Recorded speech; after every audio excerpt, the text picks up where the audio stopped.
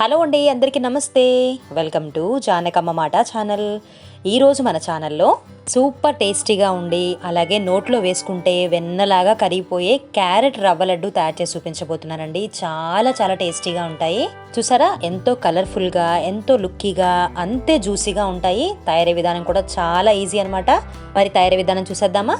ముందుగా 1 cup carrot ముక్కలను తీసుకోవాలండి. చూసారా, ఇలా 1 కప్పు క్యారెట్ ముక్కలను తీసుకొని మిక్సీ జార్లోకి వేసుకొని వీలైనంత మెత్తగా గ్రైండ్ చేసుకోవాలి.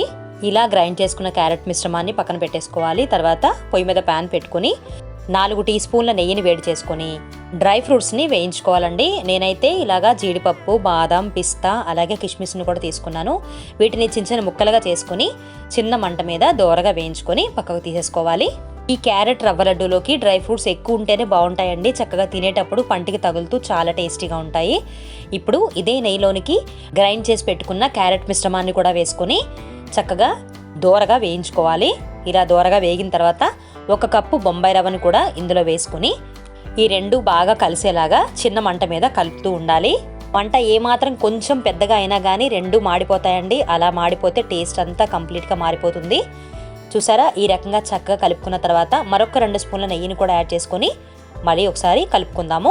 చూసారా, మనం వేసుకున్న బొంబాయి రవ్వ కూడా క్యారెట్ మిశ్రమంలో చక్కగా కలిసి మంచి ఆరెంజ్ కలర్లోకి చాలా బాగా వచ్చింది కదా. ఇప్పుడు స్టవ్ ఆఫ్ చేసి ఈ మిశ్రమాన్ని కంప్లీట్గా చల్లారనివ్వాలి. ఇప్పుడు మిక్సీ జార్లోనికి మనం ఏ కప్పుతో అయితే క్యారెట్ ముక్కలు తీసుకున్నామో అదే కప్పుతో 1 కప్పు చక్కెర, 3 యాలకులను వేసుకుని ఇలా చక్కెరను మెత్తగా పౌడర్లా చేసుకొని పక్కన పెట్టుకోవాలి. చూసారా, ఈలోపు క్యారెట్ మిశ్రమం కూడా చక్కగా చల్లారిపోయింది. ఇప్పుడు దీంట్లోనికి గ్రైండ్ చేసుకున్న చక్కెర పౌడర్ను కూడా వేసుకొని మొత్తంగా కలిసేలాగా కలుపుకోవాలి.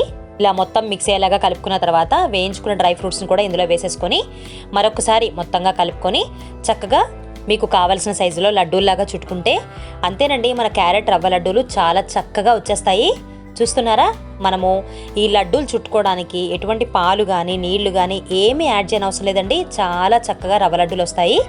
ఎంతో టేస్టీగా చాలా చాలా బాగుంటాయండి. ఇలా మిగతా వాటిని కూడా లడ్డూల్లాగా చేసుకొని ఒక బాక్స్లో పెట్టుకుని స్టోర్ చేసుకుంటే ఖచ్చితంగా 10 రోజుల వరకు ఫ్రెష్గా ఉంటాయన్నమాట.